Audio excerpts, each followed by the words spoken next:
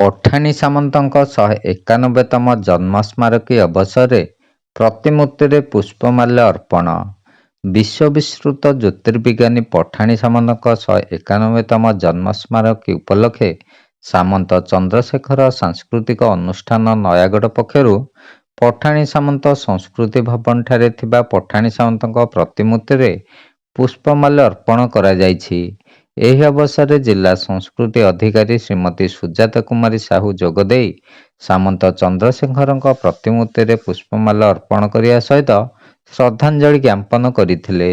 ସାଂସ୍କୃତିକ ଅନୁଷ୍ଠାନର ସଦସ୍ୟଙ୍କ ସହ ସଭାପତି ପ୍ରମୋଦ ପଟ୍ଟନାୟକ, ରଞ୍ଜିତ ଦାସ, ଲକ୍ଷ୍ମୀଧର ମହାପାତ୍ର, ନାଟ୍ୟଭୂଷଣ ବିଜୟ ଚୌଧୁରୀ, ବିଶ୍ୱନାଥ ମହାପାତ୍ର, ବାସୁଦେବ ମହାନ୍ତି, ନିର୍ମଳ ସୁରଦେଓ, ପ୍ରତାପ ନନ୍ଦ, ଲକ୍ଷ୍ମୀଧର ସାହୁ, ଦାମୋଦର ସାହୁ, ପୂର୍ଣ୍ଣଚନ୍ଦ୍ର ଶତପଥୀ, ଶ୍ରୀକାନ୍ତ ପଟ୍ଟନାୟକ, ଗୋକୁଳ ଷଡ଼ଙ୍ଗୀଙ୍କ ସମେତ ସଂସ୍କୃତି ପ୍ରେମୀ ଓ ବୁଦ୍ଧିଜୀବୀ ଉପସ୍ଥିତ ହୋଇ ପଠାଣି ସାମନ୍ତଙ୍କ 191ତମ ଜନ୍ମ ସ୍ମାରକୀ ଅବସରରେ ସ୍ମୃତିଚାରଣ କରି ପ୍ରତିମୂର୍ତ୍ତିରେ ପୁଷ୍ପମାଲ୍ୟ ଅର୍ପଣ କରିଥିଲେ।